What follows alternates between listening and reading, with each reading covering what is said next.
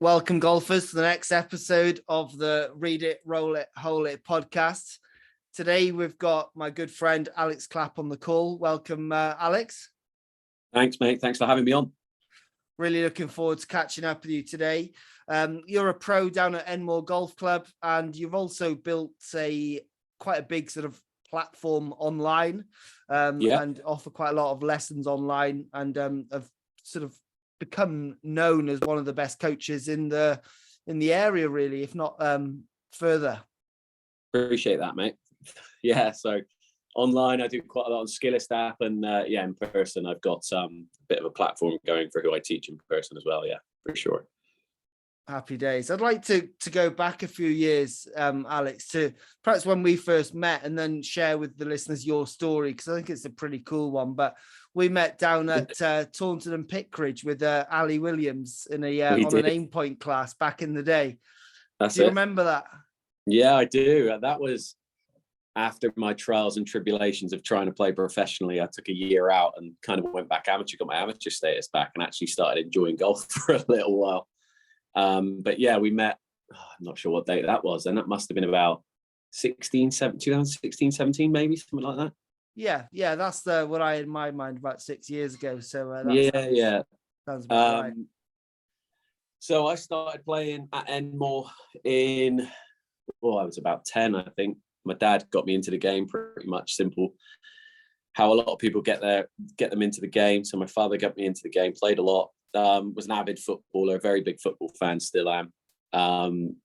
Didn't play much football then, kind of didn't work out. So pushed a bit of the golf, and then went and played at university in Florida, which was the best experience of my life, to be honest. I got a scholarship to Bethune-Cookman University, which is D1 school, NCAA D1 school in Daytona Beach. And it was a historically black college.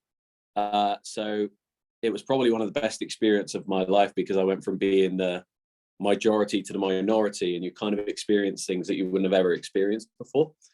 And so I wouldn't change that for the world. And I think even if I was potentially better at golf and got a better offering as a scholarship, I wouldn't have got the experiences and the life lessons that taught me, for sure. So that was, very eye-opening, and an experience I'd never change. So I'd done that from 2008, 2009 to 2012, 2013. Come home, turned pro, played some mini tours. Didn't really get on. Never really had. I always had kind of ball striking abilities. If I stood on the tour, if I stood on a range, I wouldn't look at a place, just hitting a golf ball, but get me on the course and I'd look like a 10 handicapper. Didn't really have it between the ears. Very underestimated side of golf that we can get into another day. But yeah, I didn't really get on with it. Completely fell out of love with the game. Always in the back of my mind knew I was a coach, if I'm being honest, because when I was at university, I'd have the guys on my team that would, have a look at this, and I'd have some guys that I would help at home. I'd do some bits on the side when I was at home in between university, just helping out some guys I knew. And in between, then I kind of stopped playing professionally and got my amateur status back for a year, which is when we met. And like I said, I was actually enjoying my golf more. I like doing things like that and learning more about the game. So the opportunity come up at my home course that we got a new head pro in, and you kind of come in and ask the question, who gives the lessons? And a few of the guys were basically saying, no, Alex gives me a lesson. And I was obviously an amateur at the time, so I was just helping a few guys out. And we reached out, we connected, and I've got him to thank for a lot of it, because he wouldn't have pushed me into doing PGA, and he wouldn't have pushed me into doing other things, and I wouldn't have done them, really. I always loved coaching, didn't really want to be in the industry at the time when I was playing, but definitely always had a passion and a love for coaching. So when the opportunity come up, I kind of jumped at it and been flying ever since. And, got lucky. I think there's a big element of luck for every coach in the industry, about different players that you get and you teach. And had a good friend that was playing European Tour, and he asked for my help. So I helped him out for a bit and get a bit of traction. He had some really good results. So, always a big student of the game. and been teaching very heavily ever since, to be honest, online and in person. Brilliant. Absolutely love that, Alex. Just 1 second, mate. We'll cut this bit out, hopefully. Your signal seems to be a bit shit. It keeps going like yellow and red, saying that like you're dropping in and out a bit. I should be on Wi-Fi. Yeah. It's just, I'd say Probably 20 the weather. words are good, but then like 1 or 2 go a bit like, Yeah, okay. it just did there, like. Yeah. I could join off my phone, but I'm not sure if it's good or bad. We'll see how it goes. If it continues, it's just like, If it continues, I'll jump on my phone and we'll see if it can get better from there. do you not know when you listen to a podcast and it's shit Yeah, audio? I literally just switch off straight away. So Yeah. I prefer to make it good if it's not Yeah, cool. good enough. Absolutely. But being picky. But okay, well, we'll continue. No, I get that, mate. Yeah, continue. If it still doesn't work, I'll jump on my phone and we'll see what it's like on the. Okay. Yeah, it's gone red now. Okay. Yeah, that's a pretty cool story, Alex. I like that.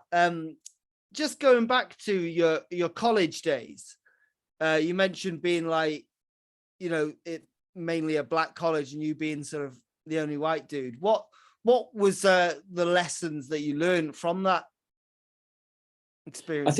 I think there's a lot of cultural experiences that you'd never experience in life. I mean, going away from golf, I think as an industry and as learners in the industry, I think when you get people together, a lot of coaches and a lot of students would get better if they just, followed what other sports do and other industries do, and listen to life coaches and listen to cultural adaptations and different settings. And I think if you do that and you learn to actually develop as a human, and we'll get into that if we talk about kind of some of my philosophy in a bit, I think you'll be better off if you understand yourself completely.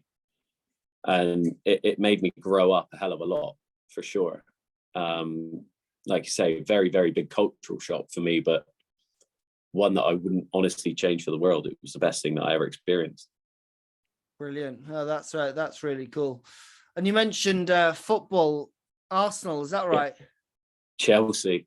Oh, don't insult me with that. Arsenal. Where did I get Arsenal? Oh, you don't want to talk about Arsenal, do you? Ali's Arsenal. You might have got that from Ali. Maybe that. Do you want to talk about Arsenal? No. No, I don't want to talk about Arsenal at the moment. Oh dear. Big Chelsea fan, eh? Happy days. Big Chelsea fan, mate. Big Chelsea fan. Good stuff. Well, we might have to edit that bit out as well, because that was a bit of a cock up on my behalf, right? So my son's just joined the fucking call now as well. Tom, hello, Mike. Well, do you want to say hello to Alex? Hi, mate. Hello. What have you got? Stock car? Car. Right. We'll see if we can get rid of him.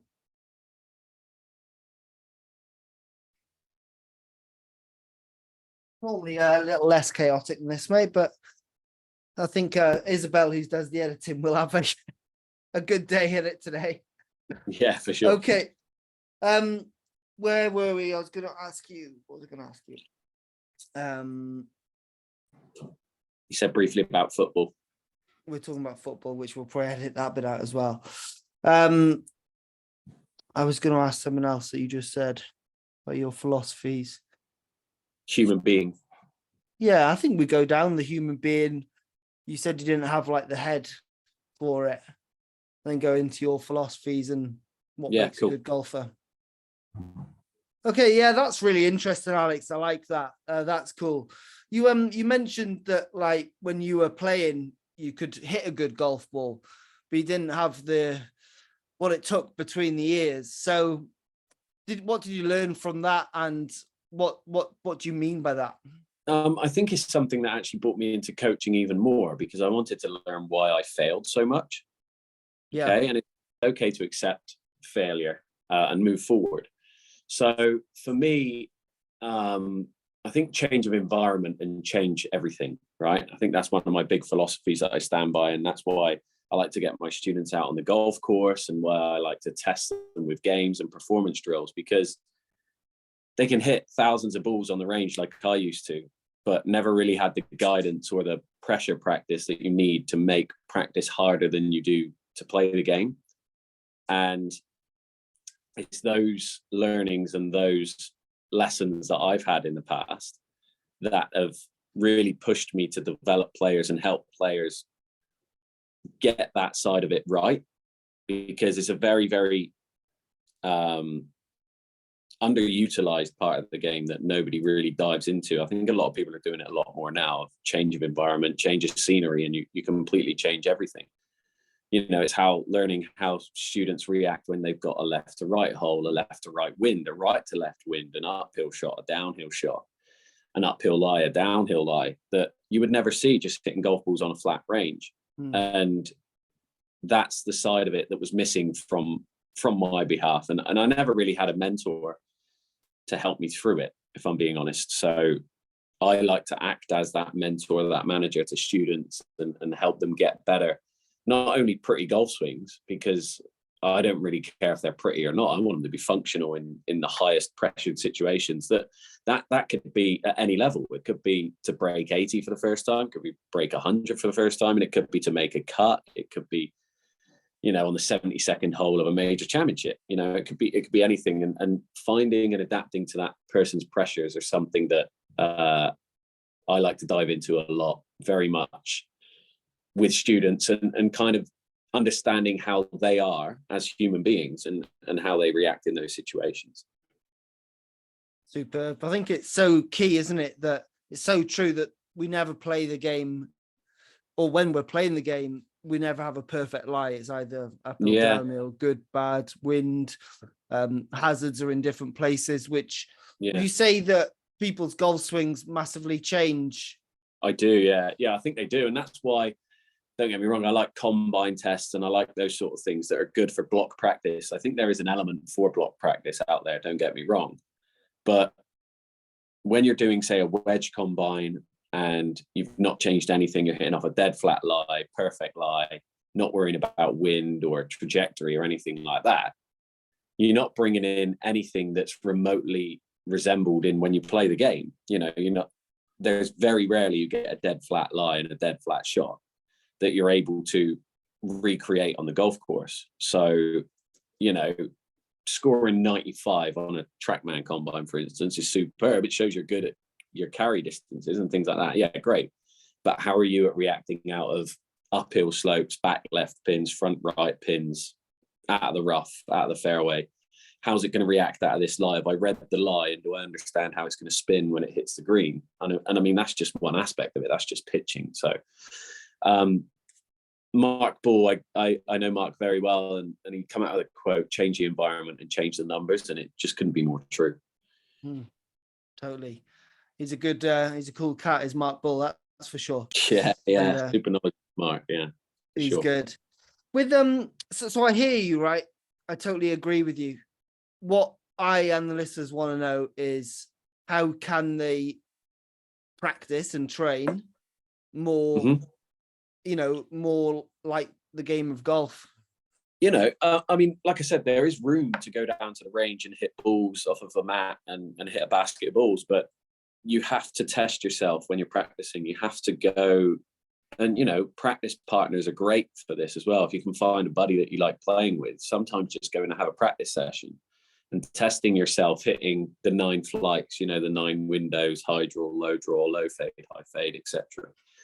And going out and just testing yourself with performance games rather than hitting a basket of 80 balls is going to be far more, it's going to give you a far better impact on your game and give you a bit more of an analysis of where you're at.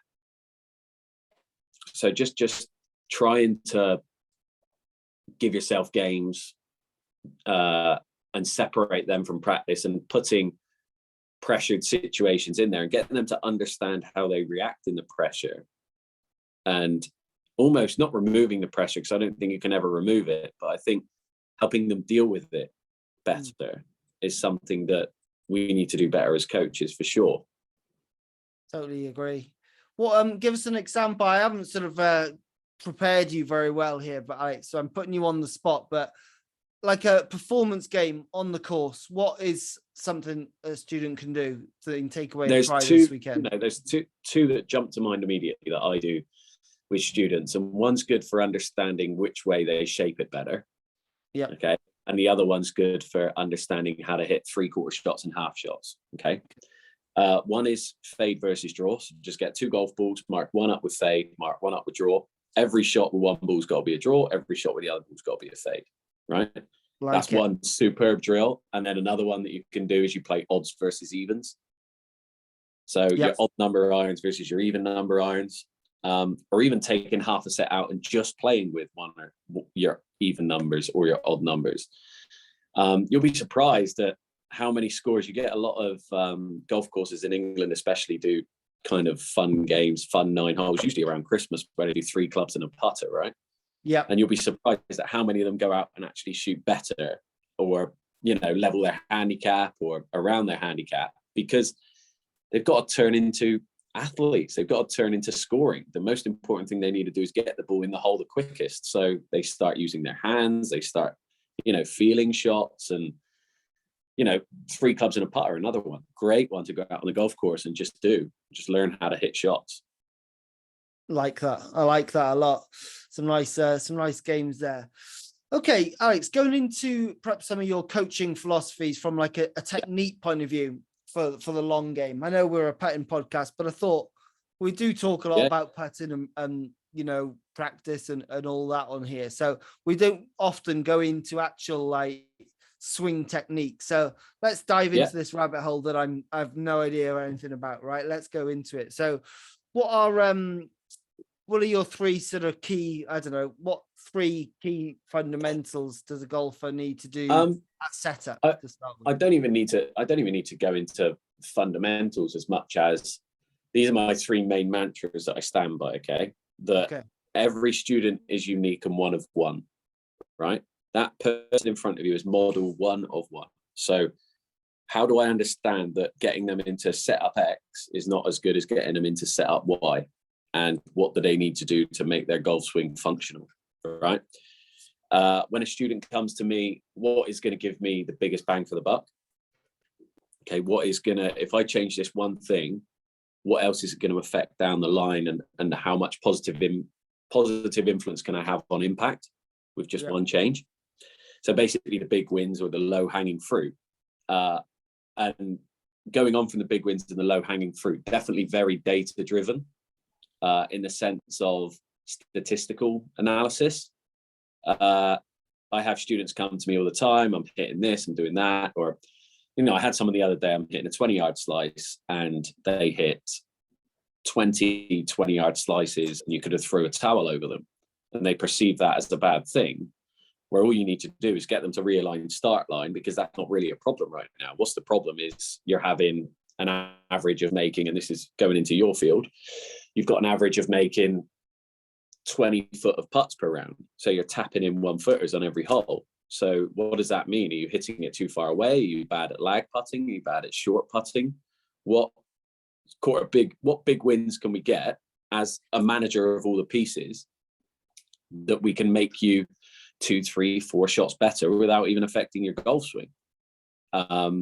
But again, going back to the 1 of 1, you know, every student's different, their anatomy is different. You need to understand how somebody that's really tall might need a wider stance because they get lower to the ground, or somebody that's really short might need a narrower stance because it gets, you know, equipment has a big thing to do with it. If their equipment's not right, we need to build a setup around what their equipment's showing us. I wouldn't say I have some preferences in terms of just freedom, a lot of time in like injury prevention, but certainly the big things are what I've just mentioned there, where what's going to give me the biggest bang for the buck, data driven, understanding how to move as human beings, and, you know, understanding that you are your own golfer. And it's something that I try to steer away from, is comparing students next to pros, because they love to then just go onto YouTube and watch tens of thousands of videos of this player and try to recreate what they're doing. And I had someone the other day this was online, and he was like 6'6", absolute specimen, you know, built perfect, no restrictions, no nothing. And he turns around and says he wants to swing it like Rory. And I said, well, Rory's like 5'9", you know, and what are you trying to achieve here? And understanding that conversation with the student and discussing with them where their ideas are at and where it potentially needs to be is another thing that you need to get across as a coach, and understanding their move and education as well, for sure. 100%. I think that's a real like interesting point there, that, you know, a lot of golfers do try to sort of look like someone else, or they do, I don't know, they'll look at the length of their backswing compared to Vijay Singh, let's say, because I watched him last night on the PNC or whatever, at PNC. Yeah, PNC. And you know, so they look at him as a 6-year-old with a, you know, a full shoulder turn. What would you say that perhaps are some of the biggest misconceptions and conceptions that golfers have, like trying to get too much turn? Or I mean, there's a hell of a lot of misconceptions, I think, that are out there. And the tips that people are putting out there are not necessarily wrong. They just try to apply them to themselves when they're not necessary. Okay. Right. You know, it's not just about data and movement. It's about how they are at home, how they've slept, what they've eaten that day. You know, it's a personal approach with every player, that if somebody turns up to a lesson and they've had an awful day at work, they're not going to want to stand there and be, you know, a good student in inverted commas, or they're not going to try and be a bad student, but they're not going to react to certain things that you want them to. You know, what is the least invasive approach I can make on a student that's going to give me that biggest bang for the buck, you know? And again, going on from that, the timing of change is vital as well. Some things you don't need to change straight away. And if a player asks a question about a certain piece, especially the elite level, is that necessary right now? Do I need to answer that question right now? Or can we steer him away from that because you're opening a can of worms that necessarily don't need opening?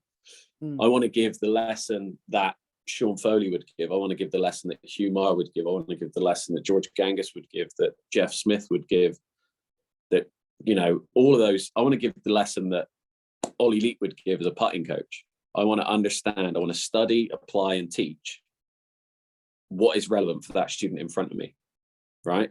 So everyone's philosophy and system, I'm not saying there's anything wrong with it. You know, I've had somebody come online and say, oh, you're quite biased towards like a more of a George Gangas approach. And then the next day I had somebody come on and say, oh, you're very much stack and tilt biased. And that couldn't have been a bigger compliment to me, because it means I've given the student what they've required on that day, in my opinion. One of them required more stack and tilty stuff. One of them required more rotation, more GG stuff. And just understanding what you got in front of you, I think, is number one priority as a coach. Totally. No, it's good to hear. I think, like, as you mentioned, like preferences, and as coaches, I think, you know, we do have our preferences and our, I would say I have got a model for coaching, and certainly a system. I think without having that, you can get lost and be pissing in the wind, to not use a better term, but you've got to understand you're only moving towards that model if it's going to make them better, and understand what's going to make them worse by doing that. So I mean, I think that it's good to have preferences and good to have systems. I absolutely agree. And I've got some preferences that I would like to see if everything aligned in terms of anatomy and they needed it, right? But putting values on it, or putting numbers on that, there's such an array of numbers that it could be to achieve that position. You know, somebody that needs more turn might only have 50 degrees of shoulder turn at the moment. And so getting them to 60 or 70 is good. There's no point in saying you need to turn to at least 90 degrees, for instance. It's just giving them more turn. I like to see a lot more of a rotary turning swing, so that they can then deliver a club and have more space and time at the ball, right? And affect then impact alignments in their ball flight. I like to look at a student and reverse engineer ball flight. What happens at ball flight? And then I'm looking at what happens at impact. And then I'm going to setup as my number one thing, right? So I go kind of ball flight, impact, setup, if I were to look at a preference. Or that's my kind of chain of command that I follow. Yeah, that's your system, isn't it? I like it. Yeah. Yeah. Good. So, I mean, it's good to have things, like I said, like a bit more turn, a guy that has a lot more freedom in their golf swing, space, time. But what that looks like for every student's completely different. Sure. They've got different size limbs to start with, right? Yeah, exactly. You know, like I said, the 6'6" guy isn't going to get in the same position as Rory, who's 5'8". Not likely. That's good. Going on to, I know you mentioning sort of movement there and rotation in the backswing, like 50, 60, maybe one in 70, but not 90. My understanding and very basic sort of from Mark Bull would be like quality, not quantity. Absolutely. Yeah. What would you quality of explain movement? what that might be? Yeah, quality of movement and understanding general human movement. If we all move better as human beings, we would be better golfers. I had a student in the other day, and he's lived his last 20 years as an IT expert, right? So he sits there with his hand on a mouse. So his right side automatically sits forward. Yeah. If you just watch, and I got this from Mark, if you just watch somebody walk towards you in a lesson and their right arm's in front of their left and it's in front of their pocket, their left arm sits back, you'll see and you'll get a picture for where this person needs to be and where they need to realign to get back to normal human movement. We weren't trained to sit as humans there with our arm forward on a mouse all day, right? As soon as I got this student to stand up straight, and he stood and there was his right hand in front of his right pocket, and I said, right, okay, now stand straight. This is how you adjust and this is how you're meant to stand.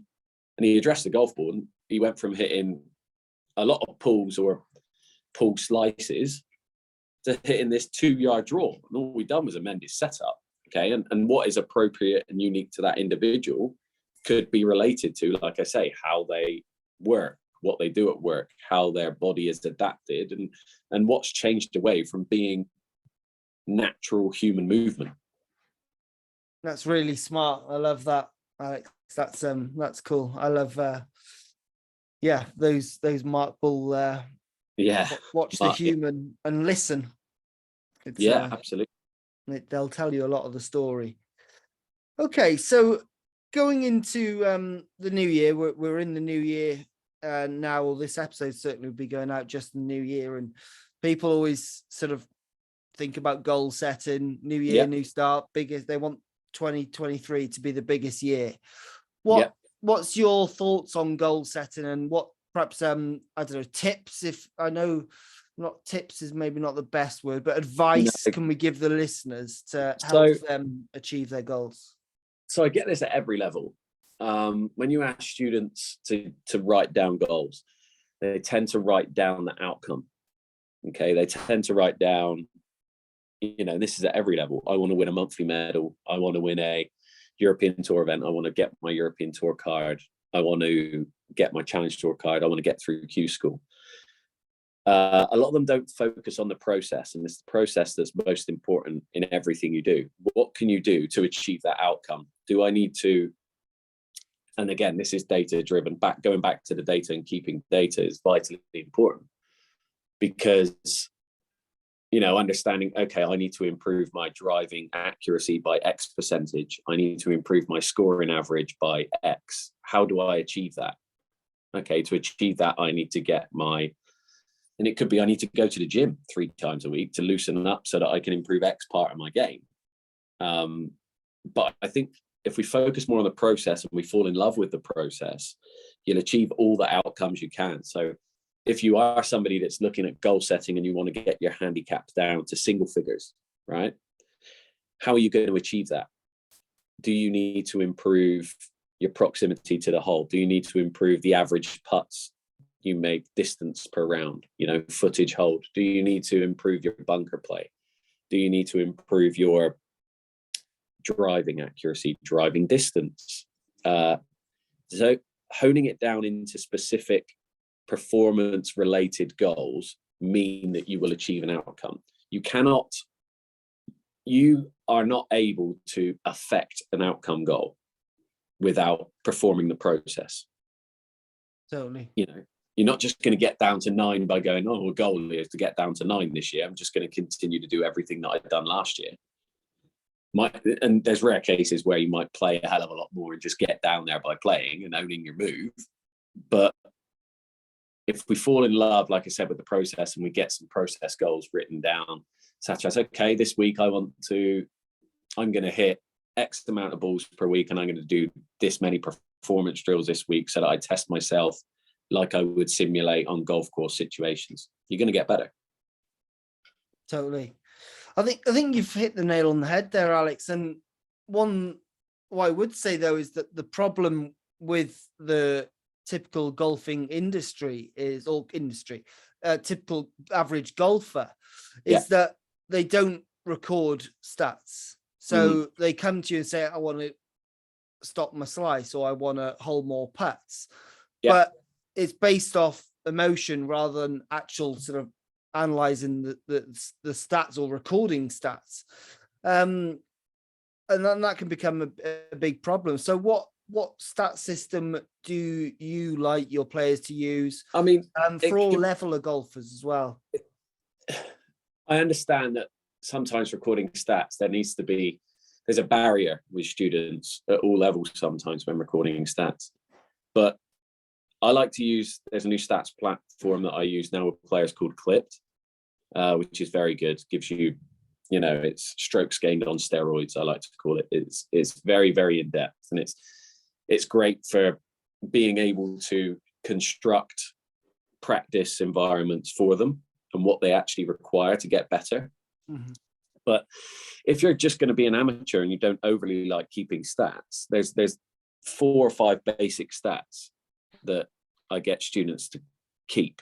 They are how many penalty shots per round, and that involves chip outs from trees. So chip outs from trees count as 1, and out of bounds count as 2 for me. Okay. If you're taking more than 3 to get down from 70 yards, like it. 7s and over on par 5s, or any hole, 7s and over. And average, not the amount of putts, the amount of footage hold of putts. I think those basic stats for me are ones that we can get a lot of information from. And I think it is key to have some kind of information from students, and understanding that they're better than they actually think they are compared to PGA Tour players. I think, Matt, we've seen it thrown around a lot lately, I'm sure you have as well, is manage your expectations, certainly, and the other one I would chuck in there as well is probably greens in reg and how many 3 putts you've had. Even if you're not counting footage hold, tell me how many 3 putts you've had, how many greens you hit, penalty strokes, and more than 3 shots from 70 yards and in. 4 easy stats that you can have a scorecard and just do a tick or do anything. And, if I have that information, I can then ask the appropriate questions of the student when they come in and we have a chat. I can say to them, okay, so you were more than 3 shots from 70 yards 4 times today, right? Let's go to the pitching area and hit some pitch shots. I was going to say, let's not work on the swing today. Well, maybe the full swing. 27 irons. Why are we going out and hitting a bucket full of 7 irons when we can go over to the pitching area and understand concept? Yeah, totally agree. I love that. I like those stats, Alex. They're cool. Really conscious of your time, and I've really enjoyed that conversation. Short and sweet today. We mentioned we wanted it to be just a nice period, not sort of 3 hours long. We could talk all day. I could talk for hours. I could talk for hours about it, mate. I know. The passion is clear, but we'll let you go, Alex. What if the listeners are going, look, I like a bit of him, where do they find you? How can they come and take a lesson with you in person or online? So reaching out to me on my website or on Instagram. My website's www.alexclappgolf.com. Instagram's Alex Clapp Golf, Twitter's Alex Clapp Golf, kind of all unified through it.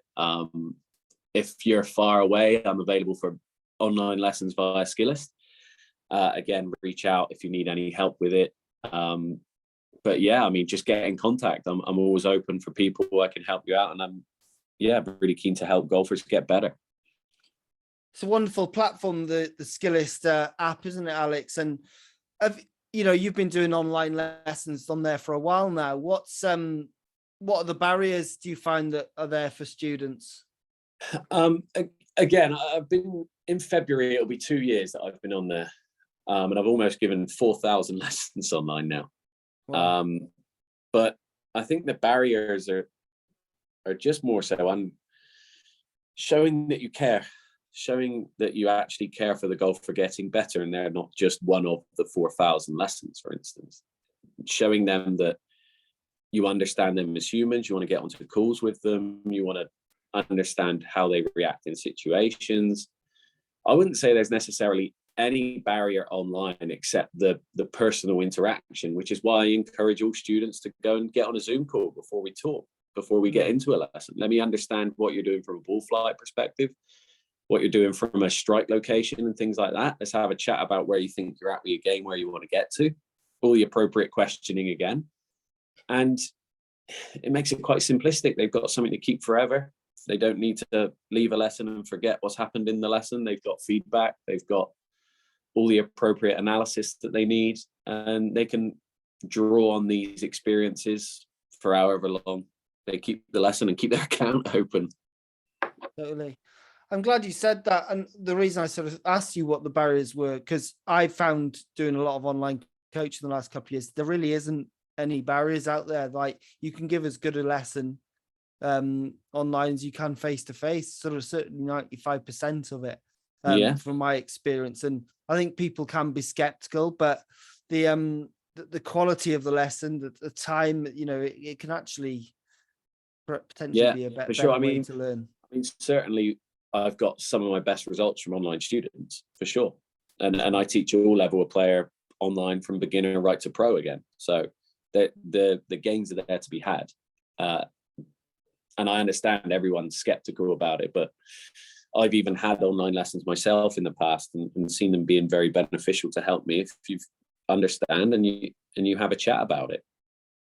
Superb. Alex, thank you very much for coming on and sharing your story with us. That's really good. Let's hope Chelsea do pull their finger out and play a little bit better for you, and Arsenal don't make you cry every weekend. Let's hope so, mate. Thanks for having me on. Appreciate it. No problem at all. Cheers, Alex. Cheers, mate. Speak to you soon.